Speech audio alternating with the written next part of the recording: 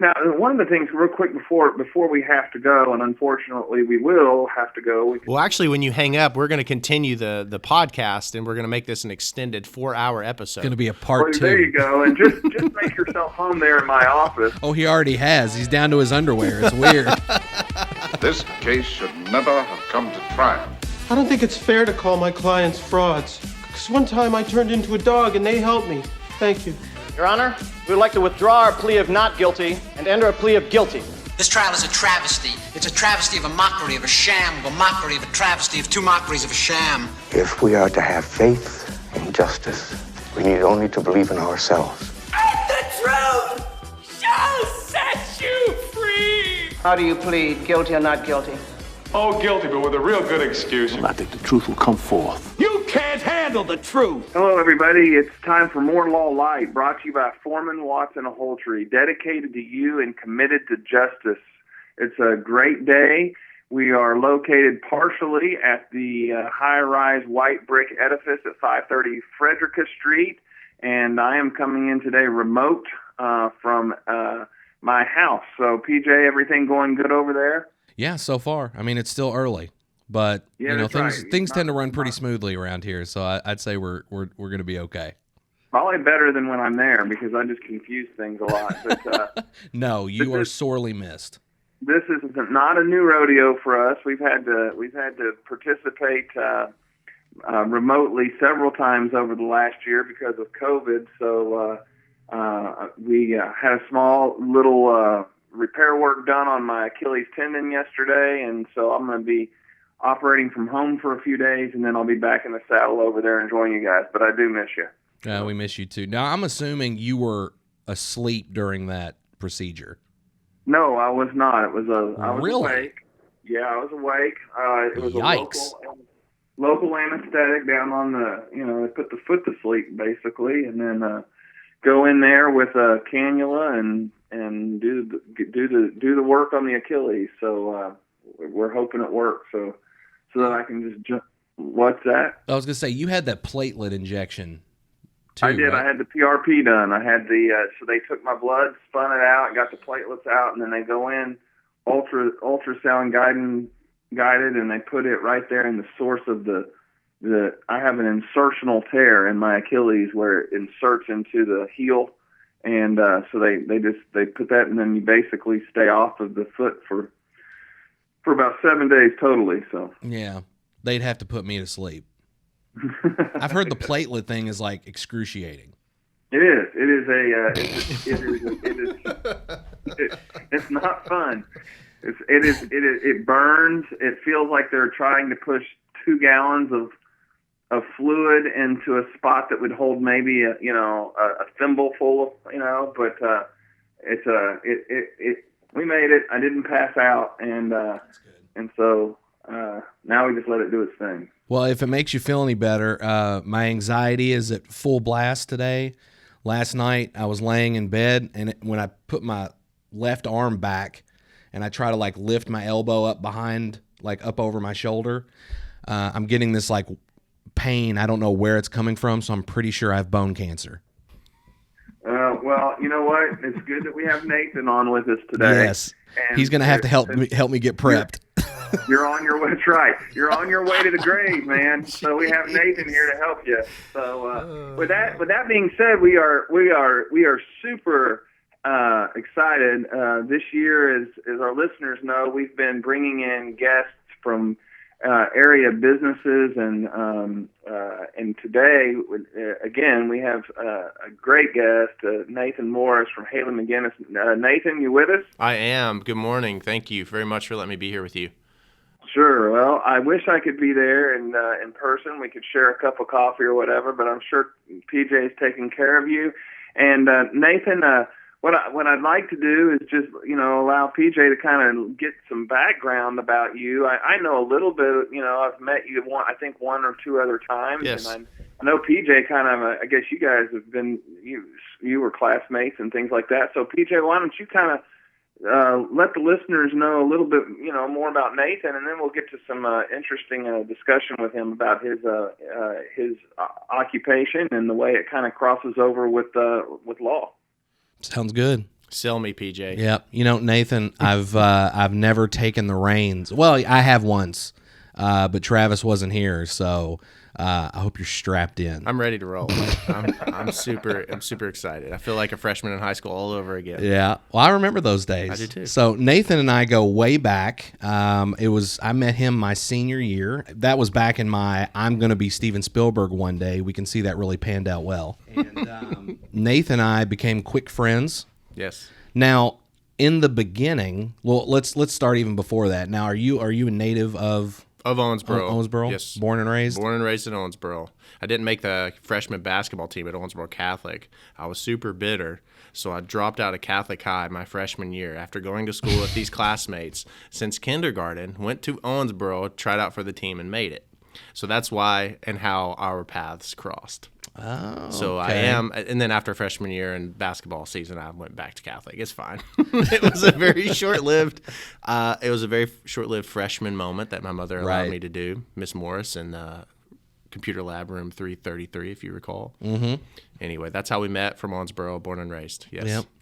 Well, your stint in sports already exceeds my own, even though I have this amazing physique made for sports. But when we met early on, your interests seemed to lie in acting and music. For anyone who may not know, any of our listeners, I don't know how you wouldn't know, Nathan is an incredibly talented singer-songwriter. Oh, thank you. I still have several of your old albums that I listen to from time to time. What are those things? They're these plastic discs that contain music. Yes. Well, thank you for that. Yeah, I did. I was going to be a huge actor and musician. The next Justin Bieber is what I would always jokingly say. I was destined to do that. Nothing was going to get in my way of it. Strangely, you went in a what most people would consider a complete opposite career path. Yes. Now, I don't know if you and I have ever had this conversation, but how did you go from you're going to be the next Justin Bieber to now you're the Justin Bieber of, I don't know, what exactly Funeral is care. Funeral care? Mm-hmm. Okay. I was going to say funeral homes, but I didn't know. Sure. Well, that's either way. I knew that right after graduating high school, the next day I flew to North Carolina, hopped on a tour bus, and I lived on the road. I remember those days. Yeah, about 18 to 23, or I don't recall the age because there's a lot had happened over those years. But I met Megan, my now wife. I'd come home. I was living in North Carolina working on a new record. I came home for my birthday. I met her. The world of music is one of self-focused. I realize now that this world, we're put here to be selfless and take care of others. Well, right. Anyway, my selfish self met Megan. She did not know who I was. How dare her? How dare her not know who I was? She knows now. She now knows. So apparently that night she went home and Googled me and watched all my music videos and so forth. But that was how that was. I was intrigued by this pretty girl who worked at a funeral home. Right. So I was exhausted from the road. I remember being in LA at a label, the guy sitting on the back of the couch eating Doritos with his mouth open. And this is after the time. This is a true story. Yum. And they're listening to my music and they're talking about all the things that they can do with me. And they said, this is what they said, and I, not an exact quote, but they said, well, Chris Brown had just assaulted Rihanna, which, of course, in what you all do here, you all are taking care of people who have been wronged, right? I think his fans can jump on board with you for a couple of years. PJ's eyebrows went down. My point is my entire career of working hard to create a movement, write songs that are encouraging and hopeful and inspiring and all these things. And I'm sitting here with this record exec who said that, totally devaluing me. I was going to say, so he's basically like your career is now just going to become piggybacking off of an assault. Right.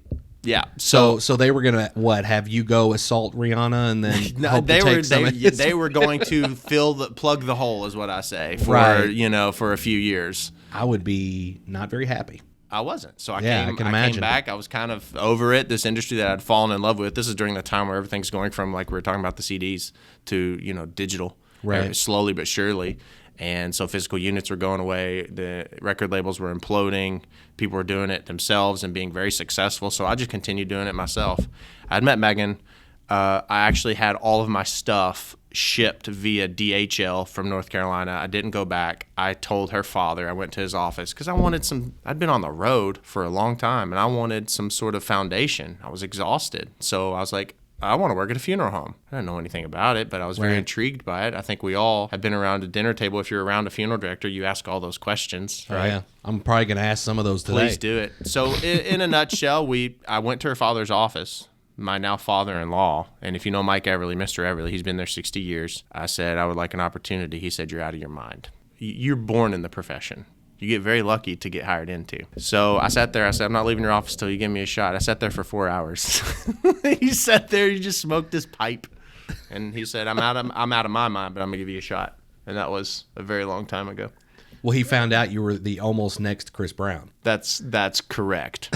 That's he was like, how do I pass up this opportunity? And then a year after that, fast forward a year after, I got called again and was offered another huge opportunity. And my wife said, well, we were dating. She said, I'm not going to marry a pop star. So I chose Megan and mortician over musician. The upside is you're still doing singing and songwriting. You can still do it yourself. I mean, this profession and that's, well, behind every artist is a strong woman who keeps them grounded. Mm-hmm. And I think that's where you and I are at. Yeah. I remember seeing you going into the business you're in now. And to me, it was a bit shocking because I never saw you going in that direction. Nor did I, my friend. But you have done very well. You've helped build a great business over there. Well, thank you. When I was on your website last night looking at the different services and things that you all provide. There's so many things that you all are doing that I don't see other funeral homes offering. I think it's... Or at least not that I'm aware of. So the profession that we are in is a very old, traditional profession. And it is probably the most delayed in catching up to the times. It is very old school. Right. You have a lot of older men and women owners. Succession plans maybe or may not exist, but they don't embrace technology. They can't because the communities that we're in, the owners have done everything themselves. They're up all night. They're up all day. They're taking care of the families. They're burying the loved ones. They're preparing the loved ones. They're doing it all.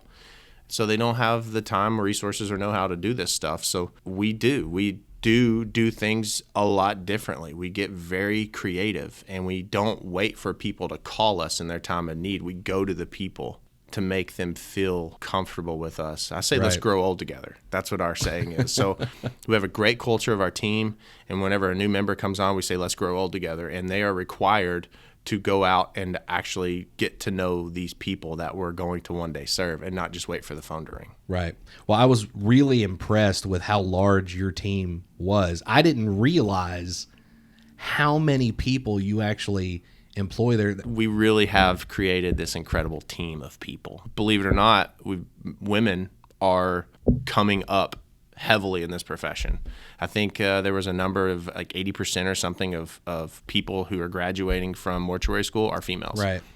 The day of the man in the suit for the funeral is not as common as it once was. A majority of our staff are females over at Haley McGinnis, for sure. Right. Well, I did notice that when I was going through the different staff members you have. Now, I mean, for one, you're in a profession that, let's face it, is, no pun intended, never going to die. Never.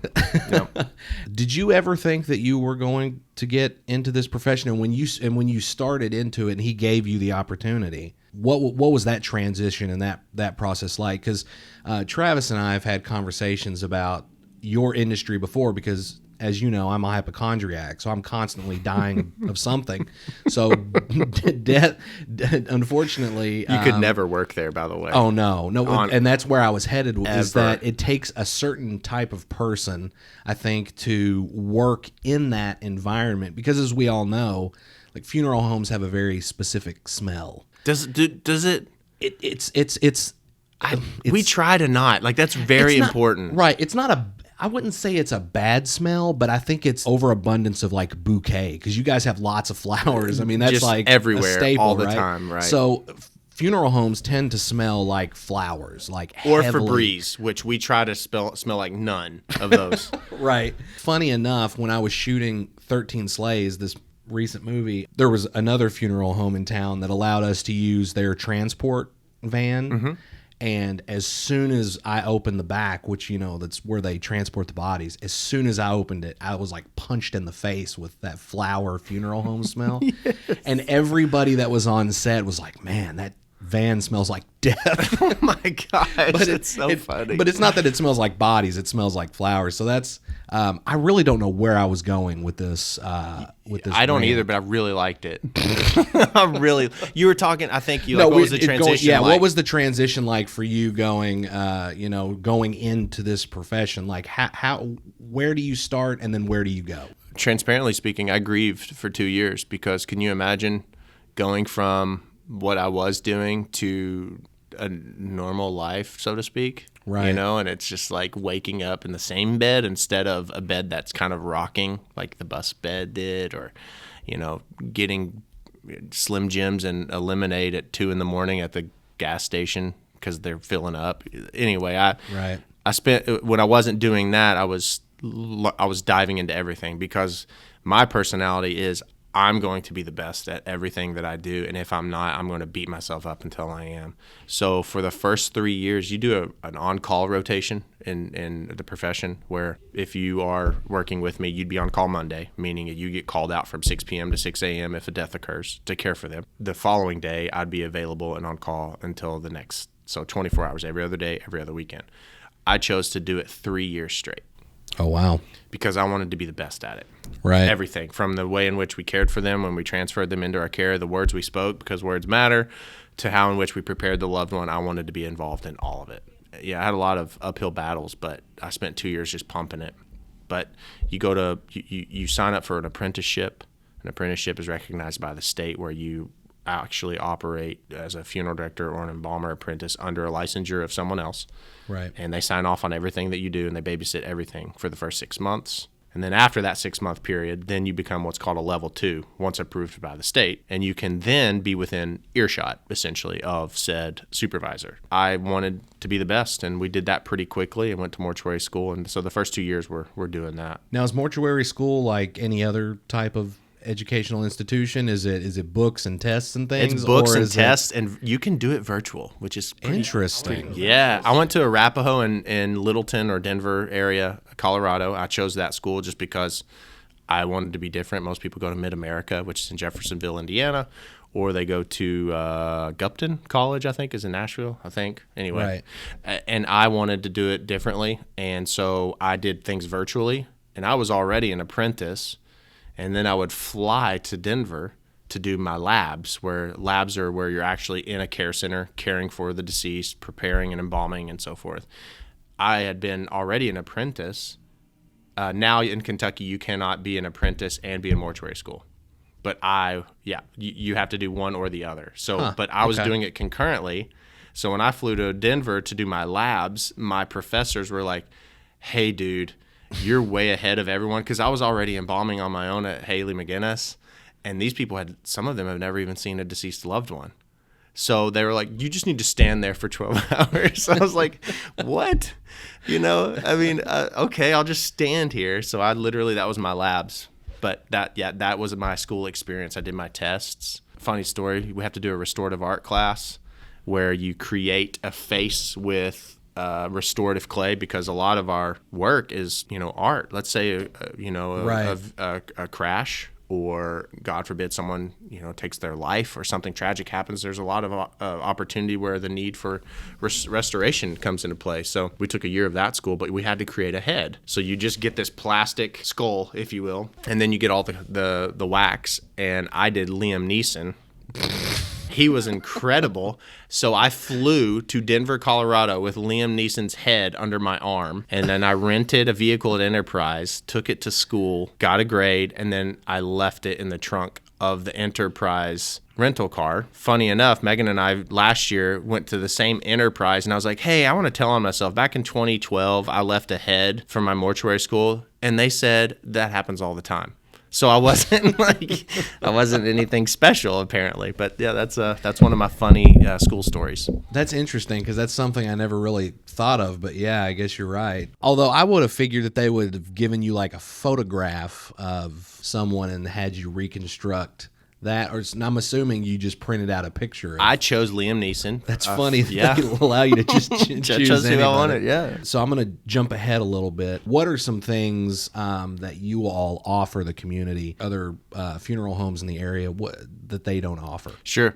I think it's important that people not feel passed around. Right.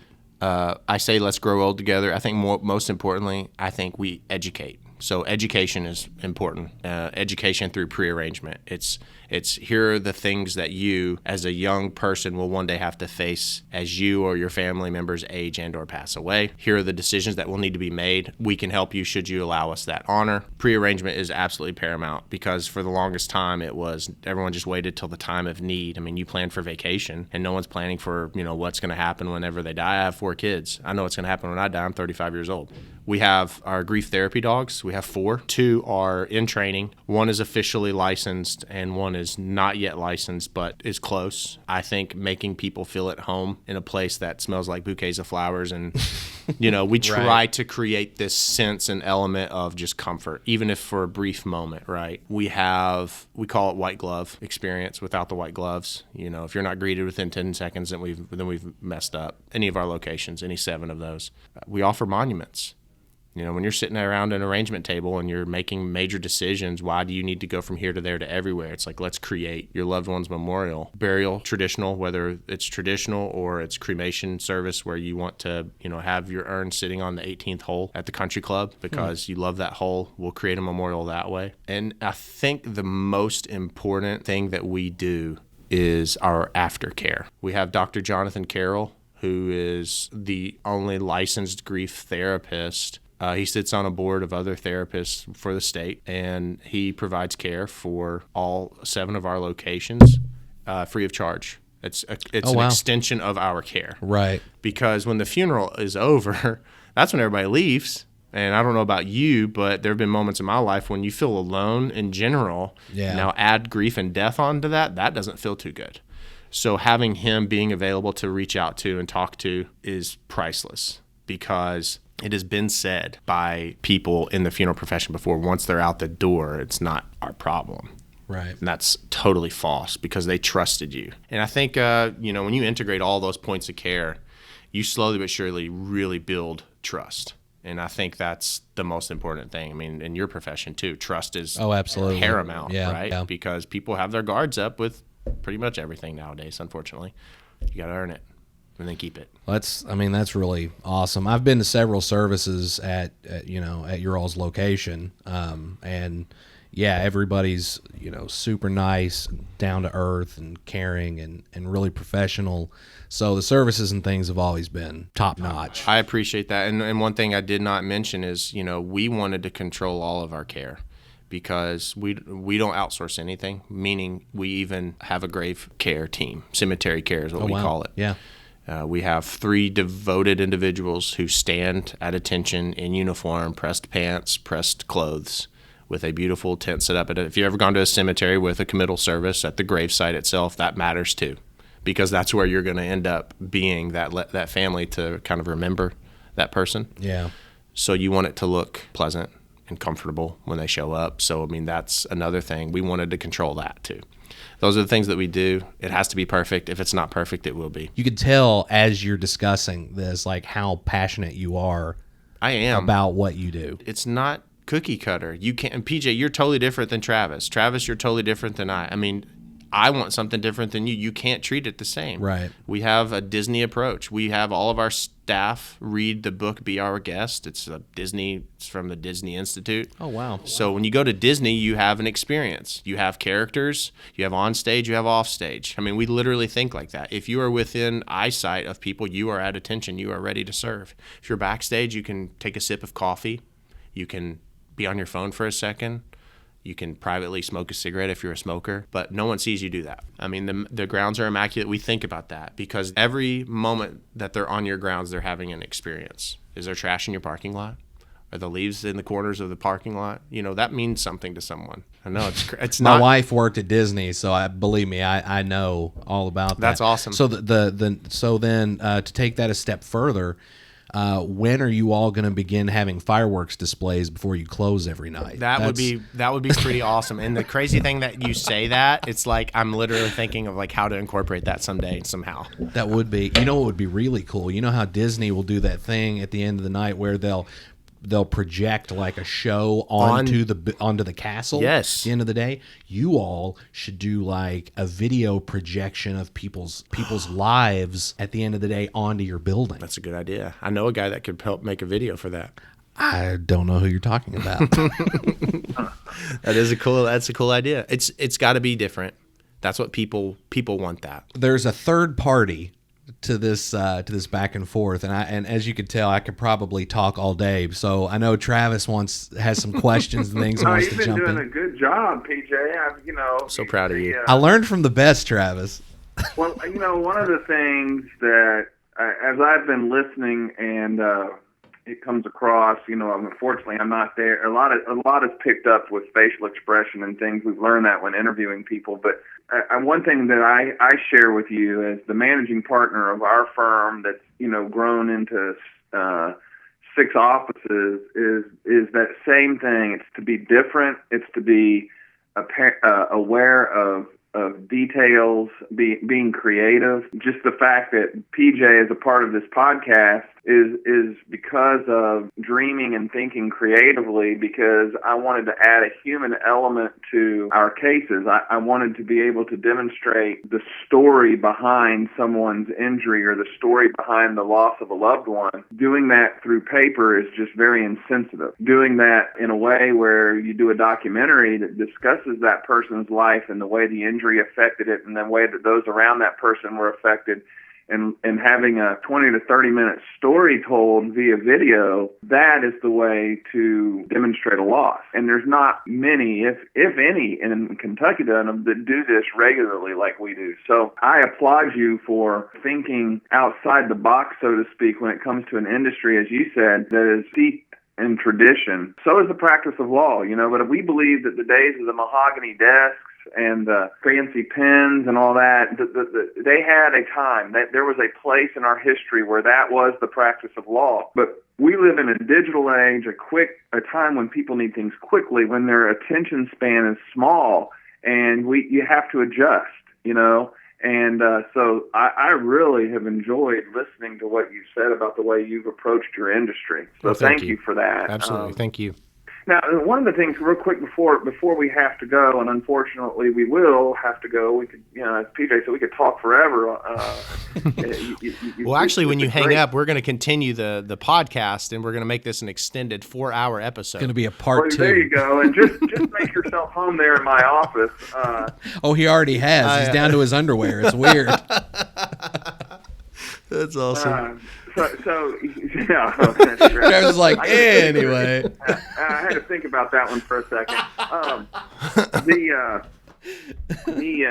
There's a couple of things. Number one is, in my career of 21 years, I've actually had several cases that involved arrangements that were made for the burial of a loved one that went wrong. And so one of the things that I wanted to ask you is no matter what the planning is, no matter how well things go, accidents can still happen. In your line of work, do you carry a type of insurance to insure you against, say, something bad happens and somebody is emotionally, and I don't want to get into specifics as to what has happened, but because things like that happen, do you carry a line of insurance for that type of loss? Absolutely. It's the responsible thing to do, yes, because you never know. No one is perfect. Thankfully, I haven't had to utilize it yet, but right. I think it is important for everyone to be mindful of and have, yes. One of the services that Foreman Watson Holtree offers to clients is estate planning, and we also handle a lot of probate work. So we're involved in before death planning with clients for their estate, and after death planning when somebody comes and says they've lost a loved one, wrapping up the affairs for that person. Do you agree that it is important for people when they are planning their estate, as a part of that attorneys would stress having the arrangements made with for the burial services, for the funeral services, and all that as a part of estate planning? I think they walk hand in hand. I think it's absolutely important. What are the things that I've worked really hard to earn, to save, how do I protect those and get those to the people that I love and deserve or need to be gifted those upon my death, right? So you take care of that with the estate plan. And then the aspect of the death, that's a gift in itself of planning that, because those in which you're preparing to gift on the estate side, you should gift with alleviating the burden of having them making arrangements. Right. We don't necessarily oftentimes think about that aspect, but that's a burdensome thing too. There's like 130 decisions that have to be made around a conference table or the comfort of home during the time of a grieving time. I can't make 10 decisions whenever I'm not grieving, But jokes aside, yeah, they do walk hand in hand, and I think that there's a great marriage that can happen between, Foreman, Watson, Holtree, and even any funeral care provider or family that come to trust you with their estate planning. I think it's an opportunity to encourage that. Well, that's something you and I may want to explore. Holly Lindsay handles a majority of our estate planning. It's her passion. She loves it.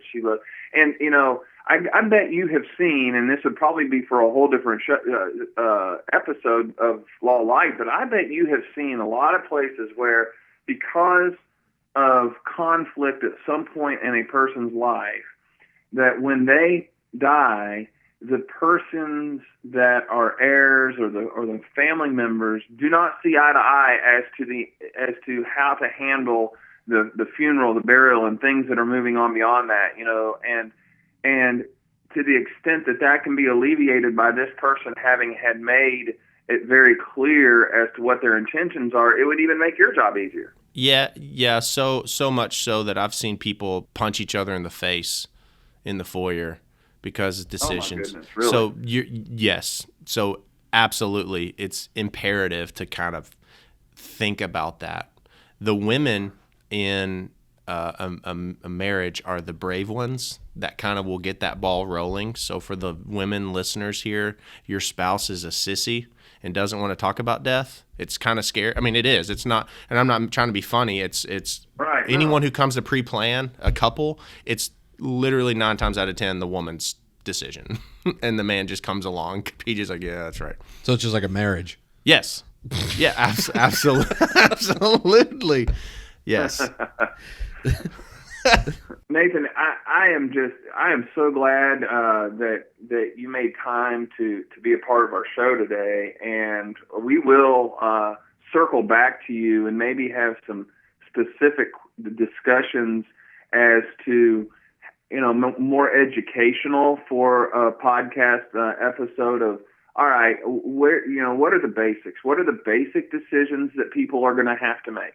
And then beyond that, what are some things that you have seen that people are doing to help them during this transitional period? That way, we can incorporate some of that and get people to you as a part of their estate planning, and then you kind of helping us in that language as well. So let's definitely circle back and discuss some of that. That would be great. Thank you very much for that. It's always an honor to feel trusted to be able to educate people. Again, Nathan, thank you, and we'll definitely be in touch. Okay. Absolutely. Well wishes to you, Travis. Thank you again for this honor. PJ, you did a wonderful job, and thank you. We're so proud of you. I knew I'd be a big boy one day. This has been more Law Light, brought to you by Foreman, Watson, Holtree, FWHlegal.com. You can find all kinds of information about us on our website, as well as you can find information about Nathan's work with Haley McGinnis. What's that website, or what's the information people can find you, Nathan? Absolutely. Visit MorrisFamilyServices.com, the longest URL in the United States of America. MorrisFamilyServices.com. Okay. All right. Well, thank you. And until next time, this has been Done Lite. Thank you for listening. This case should never have come to trial. I don't think it's fair to call my clients frauds. Because one time I turned into a dog and they helped me. Thank you. Your Honor, we would like to withdraw our plea of not guilty and enter a plea of guilty. This trial is a travesty. It's a travesty of a mockery of a sham, of a mockery of a travesty of two mockeries of a sham. If we are to have faith and justice, we need only to believe in ourselves. And the truth shall set you free! How do you plead, guilty or not guilty? Oh, guilty, but with a real good excuse. I think the truth will come forth. You can't handle the truth!